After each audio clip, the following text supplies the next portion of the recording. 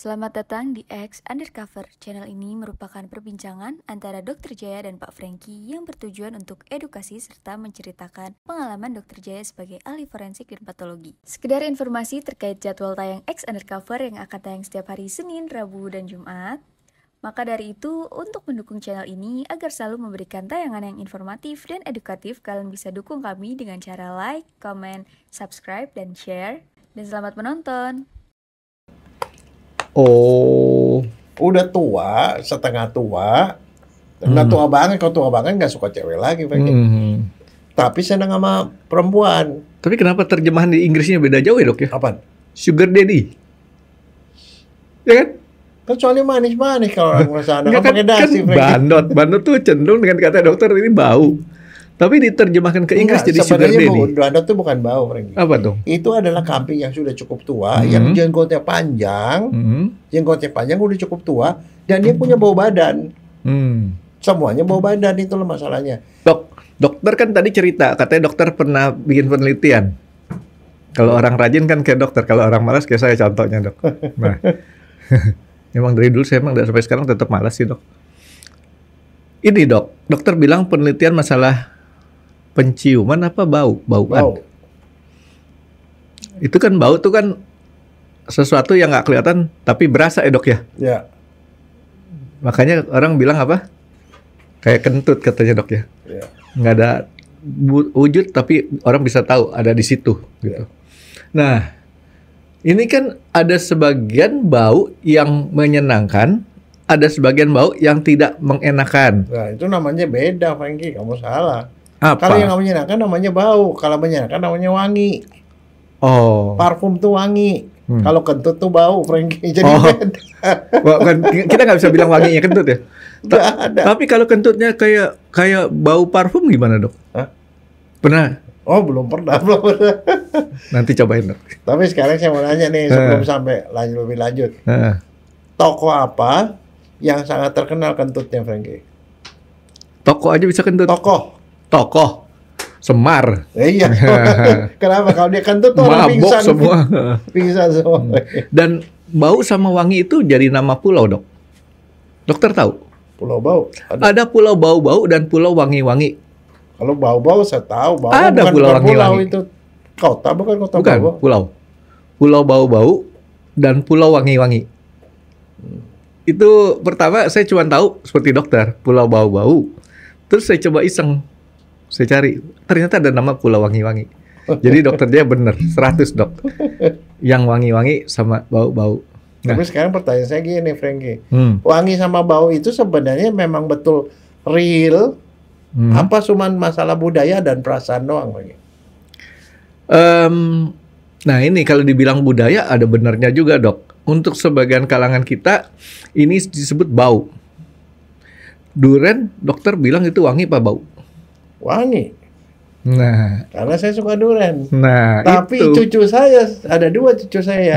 Satu doyan banget sama durian, yang satu bisa muntah-muntah nyium bau durian. Bau dia bilang. Berarti dia nggak doyan duren setuju dokter ya? Yang satu nggak doyan, yang satu Nggak. doyan banget. Ya iya nggak ada yang doyan kan? Karena yang satu nggak doyan, yang satu bukannya doyan tapi doyan banget. Nggak ada yang doyan dua-duanya dok. Gitu. Nah ini dok, jadi bau itu atau wangi itu memang penafsiran itu kadang-kadang beda-beda kan dok. Ya. Orang membilang ini adalah bau, ini wangi. Kriterianya kadang-kadang nggak jelas nih dok ya. Ya. Selisihnya di mana? Tapi itu sebenarnya bau itu apa sih dok? Nah, bau itu begini. Bau itu adalah persepsi. Karena namanya persepsi itu ya tergantung persepsi. Tergantung Jadi gini. siapa ya? Jadi kita itu sama Tuhan tuh diciptakan bahwa kita punya indera. Indera itu kan ada 5 ya. Ingat panca indera apa namanya? Ya. Mata, Mata, penglihat, hidung, kuping, penghidu atau pembau, kulit. perasa, lidah, pengecap, kuping, pendengar. Itu 5 panca indera. Nah, semua panca indera itu ada sarafnya. Nah, Tuhan tuh menciptakan kita punya saraf tuh ada 12, Franky. Nomor 1 sampai 12 dari kepala ini keluar semua, 12-nya. Masing-masing dengan fungsinya.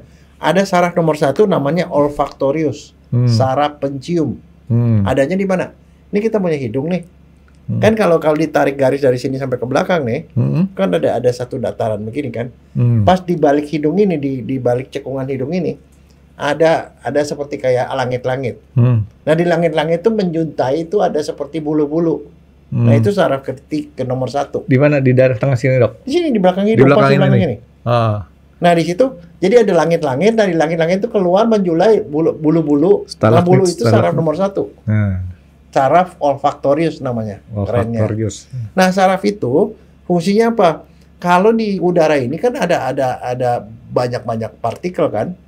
Nah partikel yang menghasilkan bau itu namanya partikel bau. Partikel bau itu ada, kita sedot masuk ke situ maka dia akan terangsang nih. Partikel bau itu tempel sama dia lapor ke otak. Ada bau. Nah terus bau itu jadi bau apa? Nah itu adalah budaya. Diajarkan sama orang tua. Ini bau asem, ini bau manis, ini bau pahit, ini bau durian dan segala macam. Itu dipelajari. Nah kemudian timbullah persepsi di sini. Maka kalau orang tua bilang ini baunya enak, oh ini bau enak, oh, ini bau ini. Jadi bau itu sebenarnya pengenalan itu berasal dari belajar, Frankie. Dari sesuatu yang objektif berupa partikel bau dipersepsikan berdasarkan pendidikan. Jadi kebiasaan, Dok, ya? Kebiasaan. Jadi makanya misalnya contoh, kalau ada orang misalnya contoh ya, orang yang biasanya kerjanya misalnya orang-orang yang penyedot tinja, penyedot WC. Nah, iya. Atau itu kan setiap hari begitu. Tukang sampah, ya, Dok, ya? Nah dia punya persepsi bau yang beda sama kita, Frankie. Karena buat dia barangkali tukang sampah, bau sampah gitu, itu kerjaan gua, itu rezeki gua gitu. Maka dia menerima bau itu sebagai sesuatu yang nyaman buat dia, nggak ada apa-apa, nggak masalah. Tapi buat orang yang nggak bergaul dengan situ, bau amat tuh gitu-gitu. Jadinya bisa persepsi beda. Nah persepsi itu ada di otak, bau itu ada di sini. Nah salah satu sifat dari saraf nomor 1 itu adalah dia bisa lumpuh, Frankie. Bisa lumpuh kalau ke partikel baunya kebanyakan yang pada nempel. Kalau dia lumpuh apa tadi? Dia nggak bisa nyium bau itu. Berapa lama dia lumpuhnya, Dok? Sementara. Oh, sementara doang. Begitu partikel baunya itu kan, begitu baunya udah kurang kan dia ke bawah udara lagi, dia hilang, baru di situ mau cium bau. Jadi kalau orang masuk ke satu tempat, misalnya contoh, orang yang biasa di tempat sampah, begitu masuk pertama dicium bau, tapi kemudian dia tidak cium bau apa-apa. Tapi Wadi kalau dia udah keluar dari tempat yang kotor tadi, yang bau sampah tadi, baru mulai kecium lagi. Seperti itu. Nah, dulu ada satu teman saya pernah nanya, gila nih tuh teman kita tuh bau amat badannya. Bau badan? Ya, bebek. Bau banget. Tapi kalau dia ditanya, badan lu bau mbak? Dia nggak merasa bau, Frankie. Nah, masalah bau badan nih, Dok. Agak lucu menurut saya. Kenapa saya bilang agak lucu? Karena untuk sebagian orang kadang-kadang itu menjadi daya tarik seks sendiri katanya, Dok. Nah, nanti dulu itu benar ada betul, itu namanya feromon. Tapi jangan lupa ntar ya. Itu feromon. Jadi gini, jadi buat orang tanya, dia nggak cium. Makanya kadang-kadang buat orang kan susah ketemu teman yang bau badan banget. Kita teman sama dia tapi nggak terlalu akrab. Kalau kita bilang badan lu bau, dia sendiri nggak rasa bau loh, Frankie. Jangan salah. Serius, itu orang nggak serasa bau terhadap dia sendiri, tidak merasa bau. Yang merasa bau adalah orang sekitarnya. Pantesan kalau ada orang bau badan dia kayaknya anteng-anteng aja ya. Biasa aja, sehingga orang tuh nggak tega ngomong sama dia, takut nanti dia malah tersinggung. Makanya biasanya yang akan ngomong itu adalah orang-orang terdekatnya. Tapi yang jadi masalah begini, ada orang kita dengar, ini orang bau banget, kita mau ngomong kita nggak tega. Terus dia punya pacar atau punya istri, terus kita bingung, kok istrinya kuat ya? Gua kok deket-deket dia nggak kuat? Iya, kita nggak kuat karena kita kan nggak pernah nyium bau itu. Deket ke dia, ya itu kita nggak kuat. Tapi istrinya, kenapa masalah dia jadi kuat? Itu menerangkan tadi yang saya ngomong. Kalau istrinya dekat sama dia, mau di awal mungkin dia kerasa, terus kemudian lumpuh. Makanya selanjutnya dia sama seperti orang ini, dia tidak merasa bau. Kirain gara-gara takut dicerai dia nggak ngomong. Enggak, dia nggak merasa bau. Jadi artinya itu bau itu jadi bukan cuma budaya juga, tapi juga kebiasaan. Kalau kita terpatur dengan bau yang itu jadi nggak jadi bau lagi. Makanya ada beberapa orang nanya ke saya, kamu tuh formalin apa nggak bau? Kan kita bau banget gitu. Bukan cuma bau, Dok. Sakit mata. Ya tapi kalau orang biasa. Iya. Nah itu sama. Sekarang Nggak kuat, coba, saya. kalau orang nggak tahan mau formalin, kamu misalnya kerja di di toko tekstil, toko tekstil yang jual bahan-bahan Sama kain, tuh, perih juga tuh mata itu tuh. formalin kan? Oh, itu formalin juga. Formalin. Tapi dia perih, gak ada masalah. Tapi kita yang dari luar masuk itu perih, karena dia udah ada adaptasi. Dan satu udah ada kelumpuhan juga. Nah, jadi orang yang terdekat itu dia udah pasti dia sendiri tidak bisa jauh, orang terdekat gitu. Nah itu yang membuat orang ngomong gini, nih dokter nih, Jaya, gua heran deh, lu masuk di bagian forensik, gue baru lewat di kamar jenazah aja, gue baunya setengah mati katanya. Bau mayat kan beda, lagi sama dibandingin bau tikus busuk misalnya, lebih bau mayat. Tapi kalau bisa tahan di situ, lo bukan cuma tahan.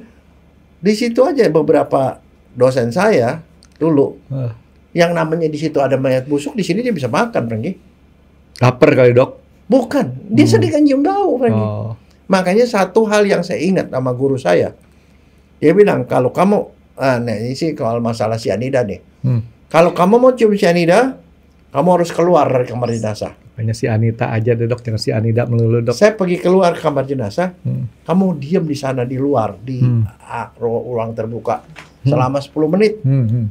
Biarin di sana mereka buka bedanya jenazah, kamu masuk, kamu cium. Jadi ciumnya itu dari kita dari tempat segar masuk ke situ, sehingga ada sedikit pun kita bisa cium. Itu yang saya bilang 1 ppm aja saya bisa cium, 1 part per million partikel bau itu saya bisa cium.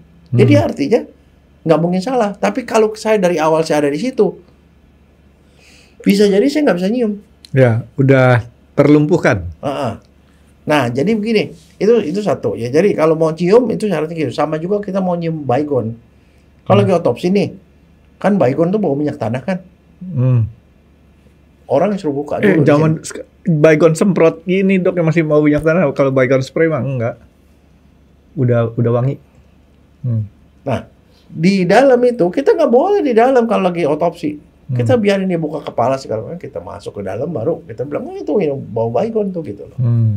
Jadi itu memang caranya supaya kita nggak kecium bau. Nah sekarang begini, yang paling bau itu kalau di kerjaan forensik apa? Gali kubur, Franky. Orang kalau 2 minggu sampai 2 bulan dikubur itu baunya, aduh, Franky. Jarak 500 meter, 1 kilo itu barangkali ya 1000 meter. Itu baunya bisa bikin muntah pada orang yang nggak biasa. Ya dok, sebentar saya mau nanya dulu dok. Saya kan sinusitis. Kok sama nggak cium bau? Beberapa bau saya nggak bisa cium. Apakah itu sarafnya dilumpuhkan atau sebab yang lain? Bukan lumpuh, dia itu sarafnya lagi meradang. Jadi dia memang nggak bisa nyium. Oke, jadi sebab lain lah dok ya? Hilang. Ntar kapan? Salah satu juga ada yang bisa ngilangin penciuman. Ingat nggak COVID? Ya. Salah satu gejala awal itu adalah kita nggak bisa nyium. Waktu radang. Iya meradang. Dan dia tuh memang membuat sarafnya itu nggak berfungsi. Salah satu tanda bahwa kita udah mulai oke kan, udah bisa nyium lagi. Dia ngilangin perasa juga lidah. Oh rasanya ini makanan kagak enak ya, itu gara-gara itu. Jadi ada beberapa yang bisa mengubah. Tapi maksudnya saya itu adalah satu kondisi yang memang ada sesuatu pada saraf penciuman. Oke, balik ke kita punya yang cium bau-bau tadi jenazah segala macam. Nah, sekarang gini, soal jenazah yang bau itu, saya tuh ada berapa kali ada pengalaman. Ada 1 kali ke waktu ya, ada seorang pengusaha di daerah Puncak dikubur hidup-hidup, Franky, sama teman bisnisnya. 2 bulan kemudian baru digali. Dok, itu kalau mereka dikubur-kubur hidup-hidup berarti langsung badan, baju langsung ketemu tanah tuh dok? Ya. Oke. Nah terus masalahnya baru ketemunya 2 bulan kemudian. Itu yang paling baunya tuh paling top-topnya lah, Franky. Dibawa ke kamar jenazah, dalam radius itu lebih dari 500 meter, orang muntah semua, Franky. Ya kalau begituan, kalau kita dokter forensik ya kita harus malah datengin. Datengin masuk ke dalam, nyebur sekalian. Makanya kalau saya itu ingat dulu waktu saya belajar di forensik, pertama kali guru saya bilang, jangan pernah pakai masker. Nggak boleh pakai masker, Franky. Karena kalau pakai masker, partikel baunya itu akan tersaring. Yang masuk sedikit. Jadi kalau dia bau busuknya kita akan cium sepanjang kita ada di situ. Jadi memang harus dibuka supaya kita ke situ lumpuh sekalian, udah nggak kecium apa-apa. Tapi nanti dampak dampak lanjutnya adalah partikel baunya itu ada di mana, Franky? Partikel bau dia nempel ke saraf nomor 1 kan, tapi sebagian dia masuk ke dalam kulit, Franky.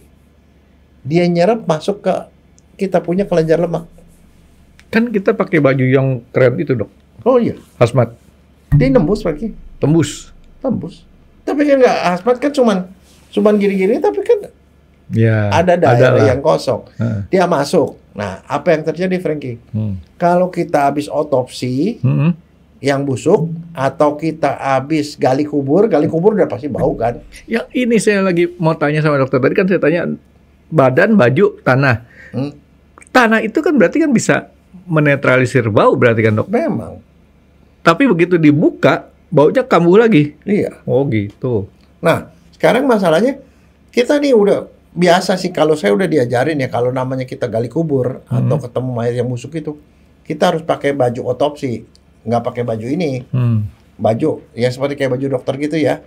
Terus pakai apron tuh plastik segala macam, walaupun gitu tetap bau masuk. Nah, sudah selesai, biasanya kalau misalnya gali kubur, kita udah siap, bajunya siap dibuang, Franky. Baju celana tuh dibuang semua. Sepatu itu kita pakai, sepatunya diplastikin. Jadi kita pakai plastik di luar. Jadi supaya nggak masuk. Kadang kalau nggak nanti baunya nyerap ke sepatu kulit kita. Ke bawah ada tuh di bawah. Ya. Nah, masalahnya orang Indonesia kan suka rada-rada nggak tertib. Bukan mistik. Oh. Kita bau-bau begitu pulang ke rumah nih, habis otopsi kan di rumah nggak ada yang tahu kan kita otopsi. Bau busuk. Begitu bau, peng gitu. Lo gitu. Jangan-jangan lo borok katanya. Setannya dibawa ke rumah. Lah itu jadinya arahnya ke sana kan. Jadi itu kita biasanya pakai bot, sepatu bot, atau kita plastikin gitu sepatu kita. Jadi kita pakai plastik di luar. Jadi itu sebanyak mungkin di plastik. Tapi kan tetap ada yang masuk. Nah, udah selesai biasanya baju kita buang. Kalau sebot itu ya biasanya disuruh petugas lah cuci situ, karena itu kan kalau plastik kan bisa hilang kan, nggak nyerap kan. Nah, selesai kita mandi, Franky. Pasti mandinya mandi bersih. Ceramas, kuping dibersihin, hidung dibersihin, semua dibersihin semua, baju-baju dibuang. Kan udah nggak bau kan? Ya nggak bau, emang nggak bau. Karena hidung juga kita cuci, jadi nggak ada bau loh sama sekali. Tapi nanti mulai bermasalah kalau kita udah keluar. Pakai baju baru nih, keluar. Pakai baju bersih nih, Dok, ya? Bersih. Kita pergi nongkrong di kantor, atau kalau kita misalnya naik bus, atau apa, kita pergi naik kendaraan. Jangan salahkan pada saat kita mulai berkeringat, orang sekitar kemudian mulai, ini kayaknya ada bau apa gitu, nyingkir. Dan kita tadinya kita nggak berdiri, Franky, kita bisa duduk di dalam bis. Kenapa orang nyingkir semua? Dilihat perutnya dokter Jaya bolong nggak gitu ya. Terus udah gitu orang bilang, ini ada bau apa? Jadi sama aja kayak ada orang ngentut tiba-tiba sama minggir, Franky. Dan itu bisa berlangsung 2-3 hari, Franky. Karena selama kita masih ada keringat, dia keluar lagi baunya. Dan pada saat itulah kita baru bisa nyium itu. Kita sendiri bener-bener ada breng-breng apa deh, breng gitu.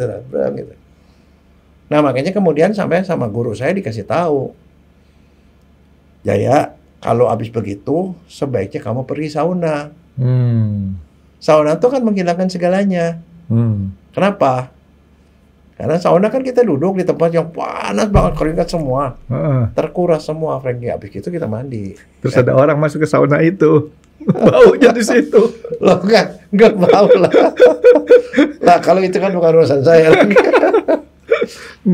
Jadi maksudnya saya, kalau andai kamu ketemu saya di sauna, bukan lagi ngapa-ngapain, Franky. Mungkin habis otopsi, Franky. Ya udah nggak apa-apa, Dok. Saya nggak lapor istri dokter lah pokoknya, Dok. Tapi yang jelas saya kayaknya kalau ketemu ke dokter di sauna, dua-dua sama-sama diem, Dok. Saya nggak lapor, dokter nggak lapor. Nah, terus ada cerita nih, Franky. Kamu tahu kalau ada beberapa orang nggak suka makan daging kambing? Ya, sebagian orang nggak suka dengan pertimbangan ada satu karena takut kolesterol, takut darah tinggi, ya kan? Terus apa lagi? Nggak enak sama baunya. Bau kambing kan nggak semua orang suka. Dan satu lagi kamu yang salah. Jangan salahin kambing semua. Ya. Cuman kambing tertentu yang bau, Frankie. Yang lain Kambing ada. hitam, Dok. Kambing bandot. Oh, kirain kan selalu cari salah kambing hitam. Nah. Bukan, kambing bandot, Frankie. Ada namanya kambing bandot. Kambing bandot apa cirinya? Kalau kambing bandot saya nggak tahu, tapi kalau laki-laki bandot orangnya udah tua gitu, Dok. Terus? Udah bandotan loh Terus gitu. udah gitu? Betul tua. Tua Betul. ya. Nah. Belum tua, paruh baya lah. Apaan, Dok? Kalau Yang kan lain, terlalu Dok? tua, nggak bandot, Frankie. Enggak, apaan lagi ciri khasnya, Dok, bandot itu? Seneng sama cewek muda. Oh. Udah tua, setengah tua. Nggak tua banget, kalau tua banget nggak suka cewek lagi, Frankie. Tapi seneng sama perempuan. Tapi kenapa terjemahan di Inggrisnya beda jauh ya, Dok ya? Apaan? Sugar daddy. Ya kan?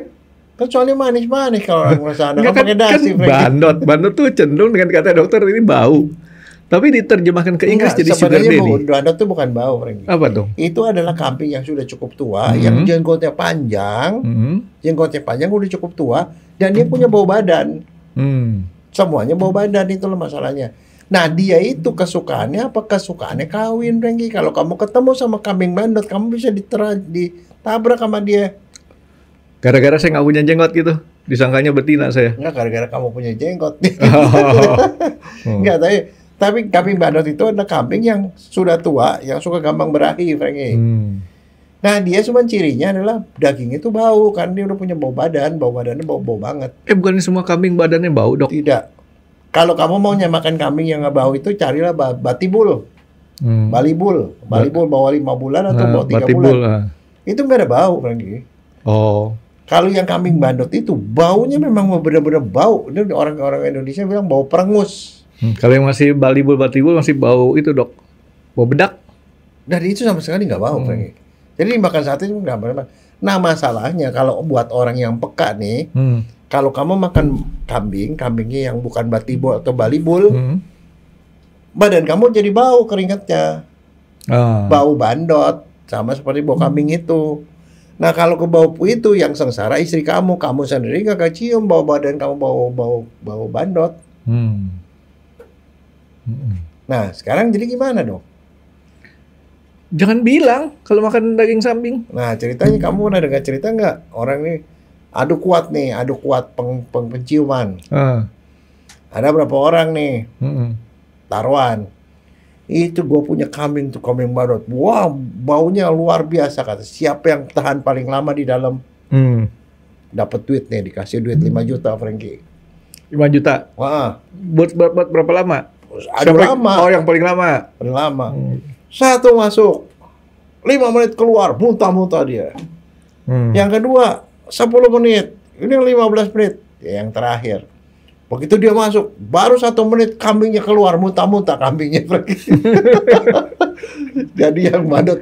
Itu bandot kuadrat, Dok. Enggak, maksudnya saya, ya bandot itu. Itulah alasan kenapa orang nggak mau makan kambing. Nah, ini, Dok. Kan dokter bilang bau itu partikel nih, Dok.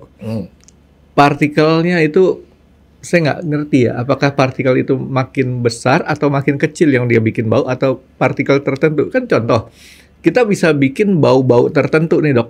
Buatan. Iya. Ya kan? Contoh, kita campurin hidrogen sama sulfur. Bau lah ya. Iya. Terus belerang kita campurin, ataupun misalkan kita bikin contoh sederhana aja. Essence. Essence kue, Dok. Kan baunya persis kayak mirip lah ya, bukan persis, kayak mirip. Nah itu kenapa kok bisa timbul bau-bau seperti itu? Itu bisa yang alami, bisa yang buatan. Nah itulah memang ada orang-orang yang memang khusus memang keahliannya itu, Frankie. Dan itu memang bisa diciptakan, bau apapun bisa diciptakan dengan mencampur-campur bahan-bahan tertentu. Artinya bau ini juga bahan-bahan kimia kan, Dok ya? Iya. Aslinya ya, Dok ya? Memang. Oh, oke. Makanya misalnya contoh kalau orang bilang, wah ini cake durian. Saya sih yakin itu kebanyakan tuh bukan durian. Kecuali kamu lihat sendiri memang durian nih campurin. Karena saya pernah dapetin demo orang-orang ini yang jual-jual jus gitu ya. Dia bilang, saya bisa bikin jus durian katanya. Dia masukin tumbuhan, sayuran ini tambah ini di blender, coba cium. Bau duren, Frankie. Hmm. Asli bener bau duren. Jadi artinya itu bau itu memang diciptakan. Dan jangan sangka bau itu bisa jadi kerjaan, Frankie. Kerjaan gimana? Kamu pernah tahu nggak ada orang yang kerjanya membau? Oh iya. Perusahaan rokok. Ada. Dia dikasih gaji gede karena dia tuh punya indera penciuman tuh yang begitu peka. Dia cium nih ada berapa tembakau. Cium. Yang ini yang bagus. Yang ini yang bagus. Dia bisa milih yang mana yang bau. Orang lain nggak bisa nyium. Dan orang itu diasuransi itu hidungnya Frankie. Hidungnya mahal karena itu yang menghasilkan dia duit bisa berjuta-juta dalam berpuluh juta barangkali dari perusahaan. Mahal. Perusahaan rokok, perusahaan tembakau, Bir. Karena ada banyak macam. Karena kepekaan itu nggak semua orang pun bisa. Tapi orang dia itu dengan kepekaannya itu dia bisa membuat barang ini jadi laku atau nggak laku, Frankie. Jadi bau-bau itu ya menarik. Tapi saya cuma ngomong bahwa namanya bau itu budaya kebanyakan, Frankie. Jadi suatu yang itu, ini bau amat. Dulu saya ingat tuh waktu saya diajak sama profesor saya, Dokter Atmaja katanya, you must try this katanya. Kasih nasi anget nih di dalam mangkok itu. Ini satu mangkok lagi, isinya biji-bijian, Frankie. Biji-bijian. Dikasih dia warnanya coklat terus biji-bijian itu dikasih daun bawang. Kocok. Membelendir, Frankie. Belendir kayak lem. Gitu. Tapi bijinya gede-gede. Dituang di nasi dia makan. Very nice gitu. Dia bilang apaan? Suruh coba. Enggak lama kemudian saya muntah, Frankie. Apa? Itu ternyata itu natto. Natto itu adalah fermentasi dari kedelai, hampir sama persis seperti tauco. Tauco kalau ngeliat tauco persis kayak tauco gitu. Bahkan kalau tauco itu nggak sampai belendir, dia tuh belendir banget. Dan itu dimakan dan buat mereka tuh enak. Kenapa? Kok bilang enak ya? Kan dari kecil dia dibiasain makan itu, Frankie. Sama kayak di Taiwan kan ada yang namanya tahu busuk. Ya, buat kita kan gimana ya udah tahu busuk. Nah, itu kan namanya budaya. Bukan perasaan, nah persepsi itu dibuat. Tapi bau itu adalah originalnya ya bau gitu. Tapi bau itu nilainya ini enak, ini manis, ini bau, ini wangi. Tergantung persepsi itu tadi. Tergantung persepsi itu dari budaya. Makanya kita nggak bisa bilang, ini suaminya bau amat buat dia. Nah sekarang balik ke tadi yang ngomong soal bau itu adalah ciri. Sebenarnya kalau kamu pertama kali tahu bayi ya, kenapa semua orang suka bayi?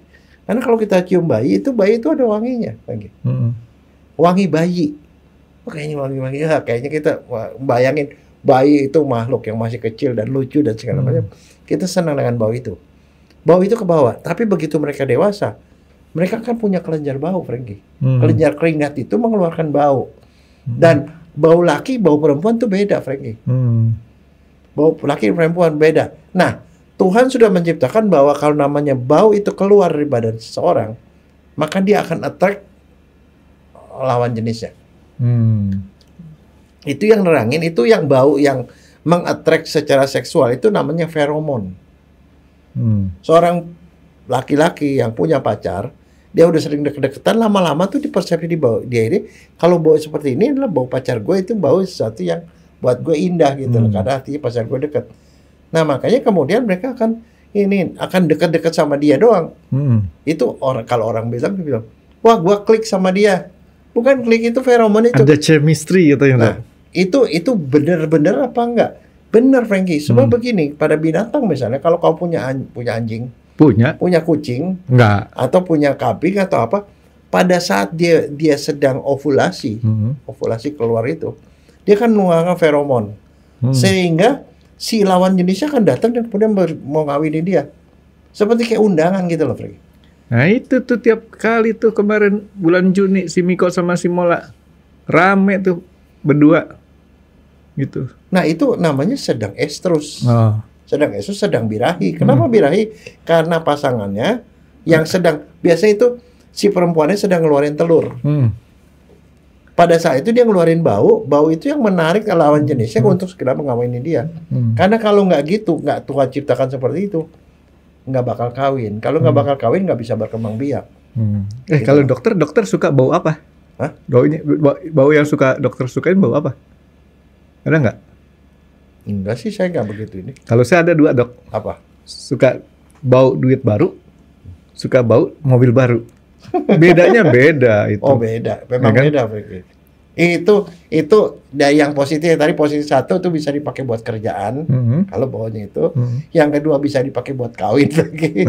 Yang ketiga buat attract semua cita yang kita maui sesuatu dengan cara mencium baunya. Oh, ya. Nah, itu buat dilakukan impian. juga pada anjing, Frankie.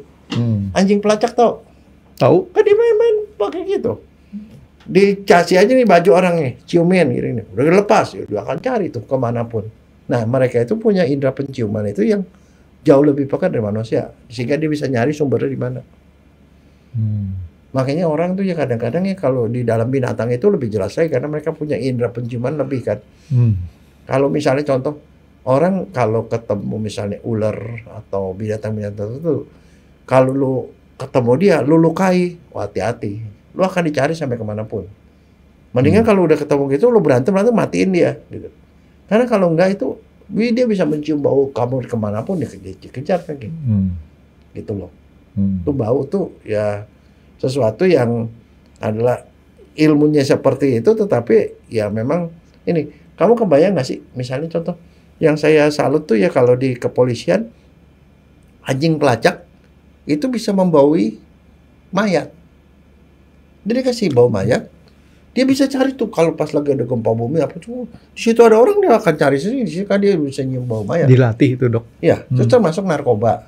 Bagaimana narkoba yang udah ada di lapis-lapis gitu dia bisa nyium. Tapi artinya dia punya memori tuh, dia partikel bau sesedikit mungkin pun dia bisa kenali dan kemudian bisa dilacak sama dia. Binatang rata-rata punya penciuman lebih bagus dari manusia. Tapi beberapa masih punya saraf olfaktorius yang juga bagus sehingga dia masih bisa mencium bau-bau yang orang lain nggak bisa nyium.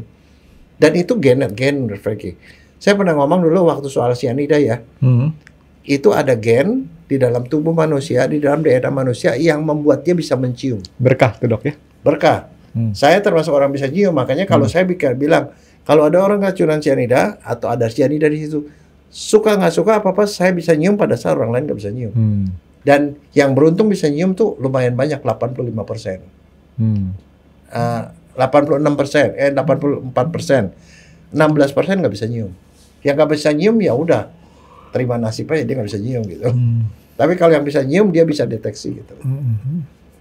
Nah, dokter, kalau misalkan bau ini kita bicara nih bau, kita kan berada di udara.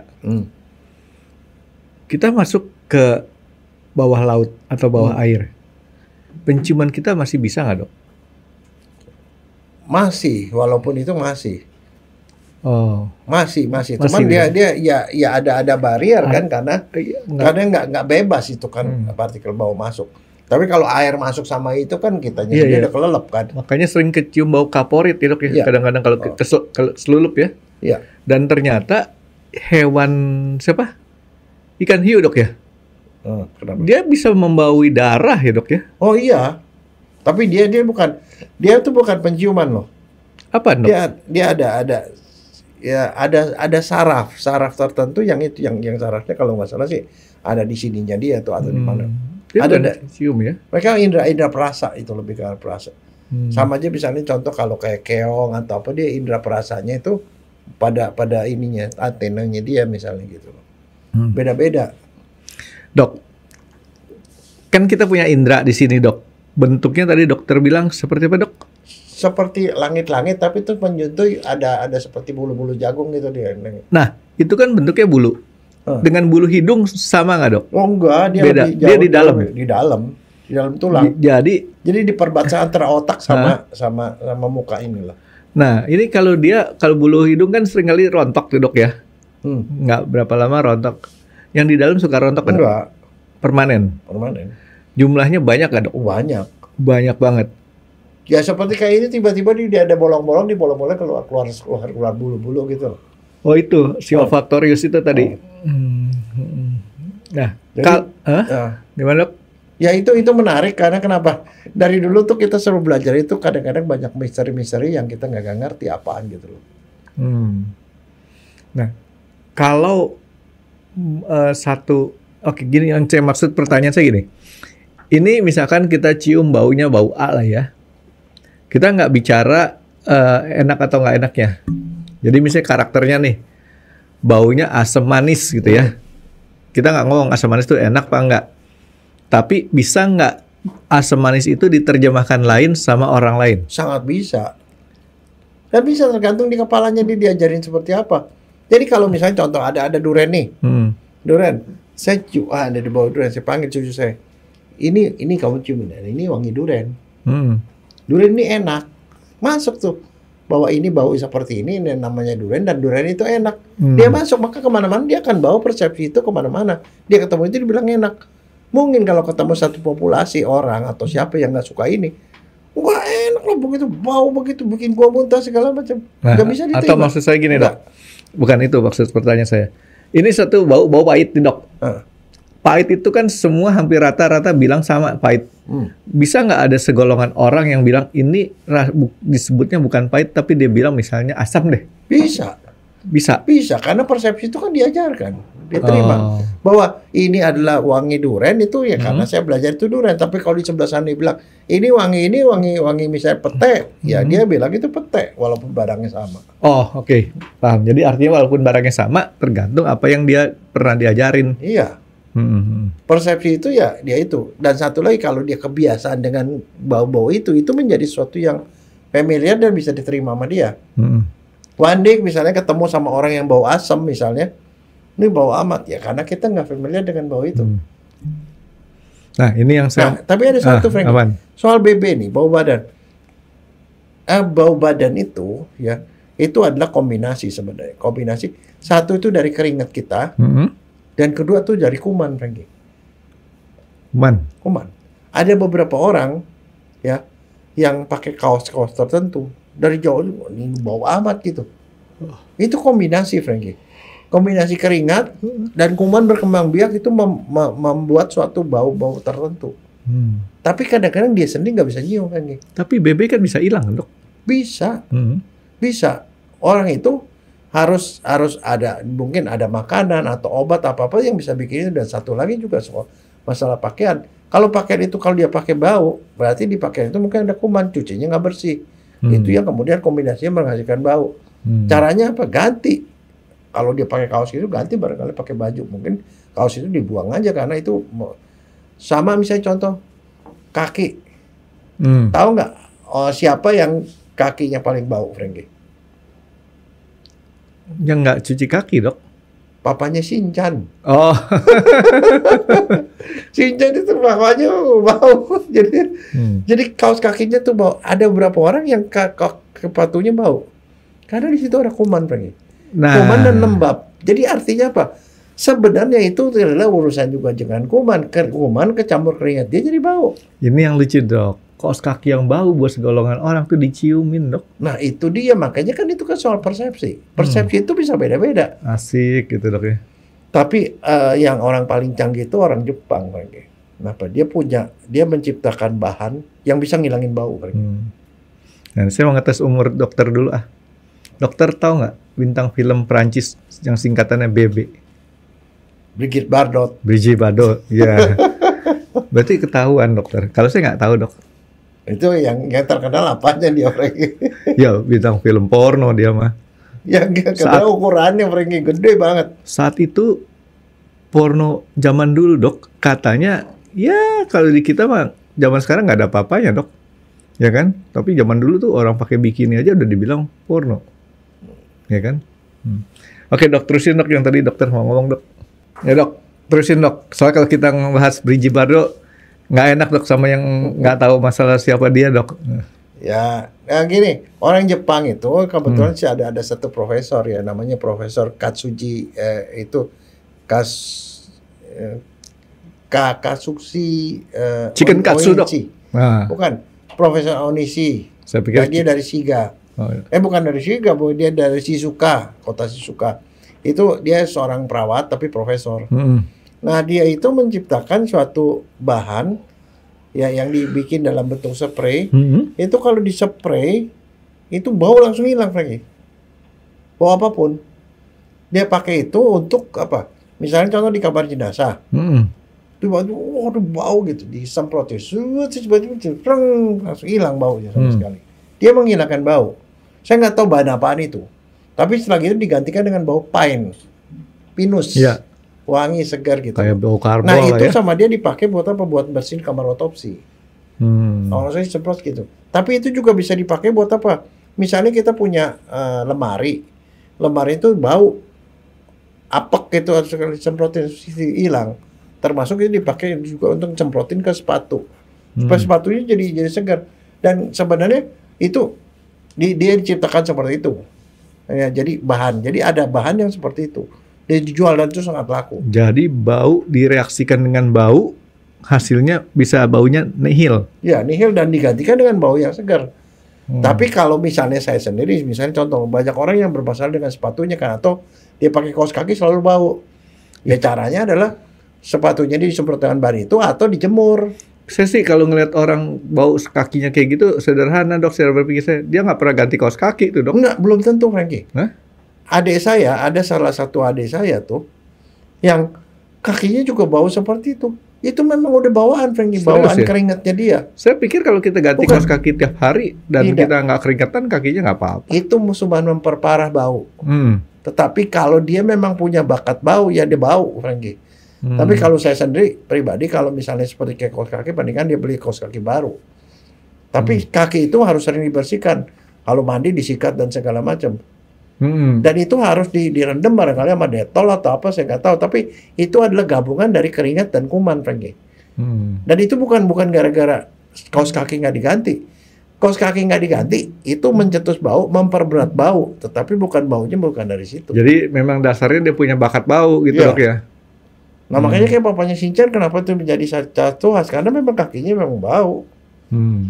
Jadi jangan disalahin dia nggak ganti itu kan, yang pakai kaos kaki bukan cuma dia, mamanya juga pakai kaos kaki. Shinchan juga pakai kaos kaki, kenapa dia yang bau gitu? Ada orang tertentu seperti itu. Jadi ada, tapi yang sering mencolok bukan kaos kaki nggak banyak. Tapi ini loh baju, dia pakai kaos, dia jadi bau gitu. Ada orang punya kecenderungan seperti itu. Tapi itu bisa diobatin lagi. Ke dokter nanti mereka bisa kasih pakai sirih lah ya kalau yang sederhana dok. Ada juga saya pernah lihat ada orang yang beli seperti kayak bedak gitu ya. Bedak cair diolesin gitu, baunya berkurang jauh. Ya, kan katanya dok bahwa deodoran itu kan sebenarnya cuma alkohol. Enggak, ada sesuatu. Alkohol ketemu asam jadi essence nanti kan dok. Jadi bau. Enggak, tapi maksudnya gini. Ada jadi beberapa orang yang ester. Pakai parfum tertentu pun atau pakai deodoran itu baunya malah jadi makin lebih hebat Frankie. Belum tentu. Jadi itu cocok-cocokan, makanya kadang-kadang kita bilang, wah kalau sama saya itu bau badan jadi hilang pakai parfum ini, belum tentu. Bisa juga kebalikan, malah makin hebat. Maka keluar bau-bau yang aneh-aneh malahan. Saya kalau gitu nanti mau bohongin orang dok. Kalau ketemu ada orang cium bau keringat saya bilang ini baunya Chanel No. 5. Gitu. Loh itu kan sebenarnya kan apa ya?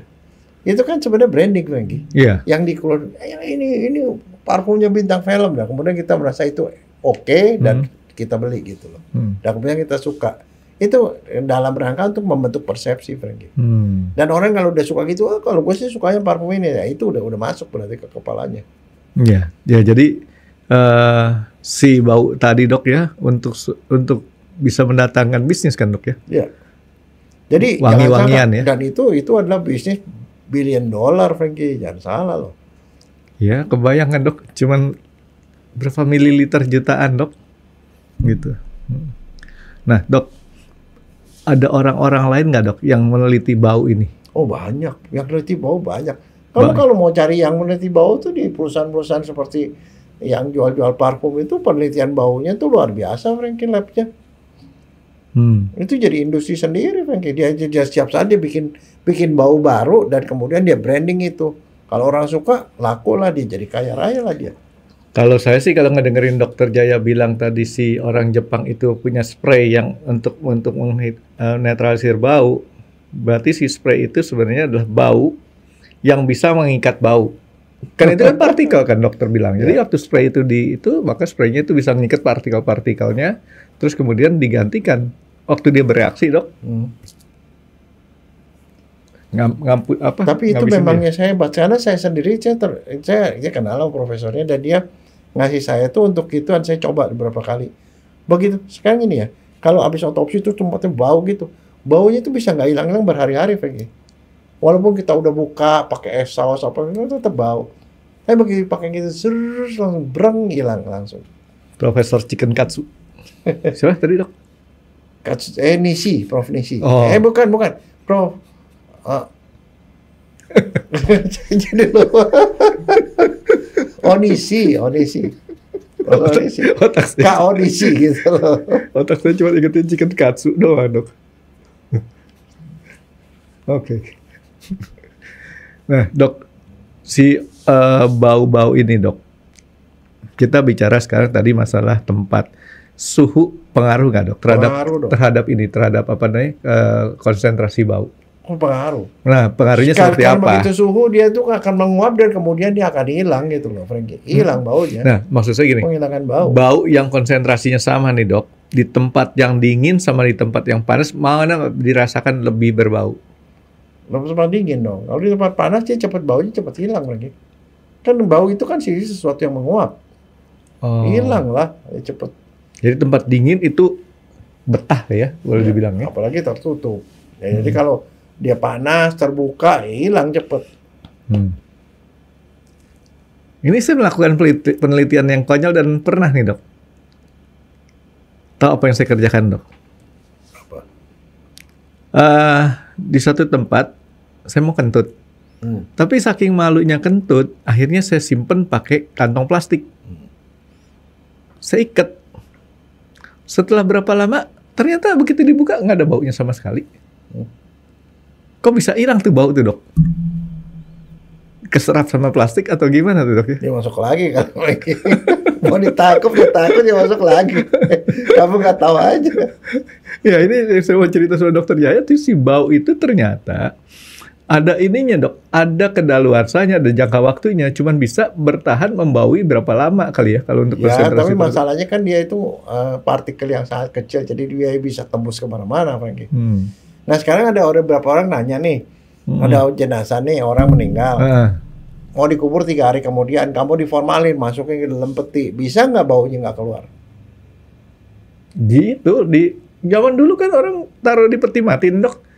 Sampai dilas kan, di patri itu pakai itu. Tetap keluar, Franky. Tetap keluar. Nih, lewat pori-pori ini masuk, bau itu lebih kecil dari pori-pori kayu.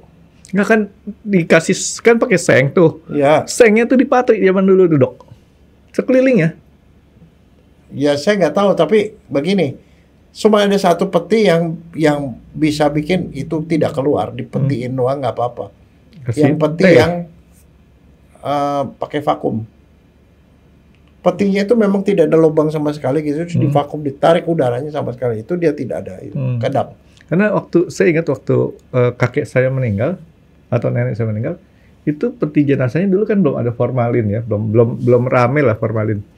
Jadi setelah hari keberapa itu tutup peti, sebelum tutup peti itu dia kan lapisannya pakai lapisan seng tuh, di atasnya pakai seng lagi dan itu dipatri keliling. Tapi mereka juga lebih pintar, Franky. Di sekitarnya dikasih baju almarhum. Baju. Tuh dibeli ini tuh apa? Teh, kopi. Teh satu black. Sama itu, sama es. Kalau teh itu ditaruh di sekitar itu tuh nyerap cairan. Kalau kopi itu untuk ngilangin bau, itu menutup bau dengan bau kopi. Nah, itu yang sekarang kita coba bahas, Dok. Bahan-bahan apa saja, Dok, yang bisa untuk menyerap bau? Bukan menyerap, menggantikan bau, Franky. Nggak, kan si teh tadi menyerap kan, Dok ya? Si teh itu menyerap cairan, bukan bau. Oh, menyerap cairan? Cairan. Bukan kan kalau orang baunya, meleleh itu kan jadi cairan. Cairannya menyerap itu, sehingga tidak. Sebegini, kalau namanya kayu gini kan kayunya bisa basah, bisa rembes. Nah, teh itu akan menyerap, termasuk baju-baju yang ditaruh di dalam. Terus kemudian ada duit-duitan, Franky. Orang Chinese kan suka kasih duit-duitan tuh yang dari kertas itu. Ya. Itu nyerap cairan. Oh, fungsinya Tapi gitu buat ya? nyerap bau, kopi. Prinsipnya badan kita nih, saraf kita. Kalau ada 2 bau, yang lebih kuat itu yang tercium, yang ini ketutup. Jadi misalnya contoh kamu sakit di sini saya ketok tangan kamu, sakit di sini. Yang ini udah nggak kelihatan, nggak kerasa sakit lagi. Sakitnya malah di sini karena dia cuma bisa konsentrasi ke satu titik. Tapi dokter tangannya sini bisa tetap sakit, Dok. Kalau dokter begini, satunya dokter begini, saya ketok tangannya si Ilham, pak, tetap sakit, Dok. Nah, sebenarnya begini, Dok. Saya mau ngomong yang tadi saya mau bahan itu, Dok. Ada satu bahan di supermarket, Dok. Bentuknya butiran-butiran kecil putih. Itu dia bisa kita taruh di WC, bisa kita taruh di mobil, bisa taruh di lemari baju. Fungsinya untuk mengatasi kelembapan, tapi salah satu fungsi lainnya adalah untuk menghilangkan bau. Ya. Nah, itu prinsip kerjanya kira-kira dokter tahu nggak sih? Absorben dia. Itu dia biasanya isinya tuh arang aktif atau gel. Silika gel itu buat narik itu, tapi dia ada arangnya, Pak. Arang aktif itu akan narik segala macam bau-bauan, itu juga bisa ngurangin. Makanya itu yang dipakai ada ditaruhnya di mobil. Kotak itu. Ada ditaruh di kulkas supaya kulkasnya yang bau-baunya itu keserap sama dia. Itu memang ada penyerap bau ada. Ada ya. Tapi itu bukan menggantikan bau tapi nyerap. Nah, itu kalau dia bahan itu udah bekerja penuh, mencair tuh. Iya. Tinggal ini diganti lagi. Iya. Jadi bisa tuh bau-bau diserap ke situ juga ya, Dok ya. Ya mudah-mudahan deh kita jangan kerja yang bau-bau, Dok ya. Maksudnya bukannya tidak berhubungan dengan bau, tapi pekerjaan tidak yang salah-salah, kan pekerjaan salah tuh bau. Enggak, itu cuma di switch saja di sininya, Frankie, di otak. Itu bau, kita bilang ini wangi lah. Misalnya contoh orang yang kerja di tempat sampah. Sampah itu kan bau. Dia bilang itu rezeki gua gitu. Kan dia betah kan. Maksud saya pekerjaan yang bau-bau tuh pekerjaan yang salah, Dok. Oh, kalau pekerjaan yang nggak boleh dikerjakan gitu. Kerja yang wangi-wangi aja deh, kayak dokter kan memberikan jasa untuk orang. Nah itu kan wangi, Dok. Kalau yang bau-bau kan ya nyusahin orang tuh biasanya tuh. Ya. Menarik juga, Dok ya. Bau itu ternyata saya tuh tadi berpikir kalau bau itu ya artinya di sini bau itu sama dengan orang di sini.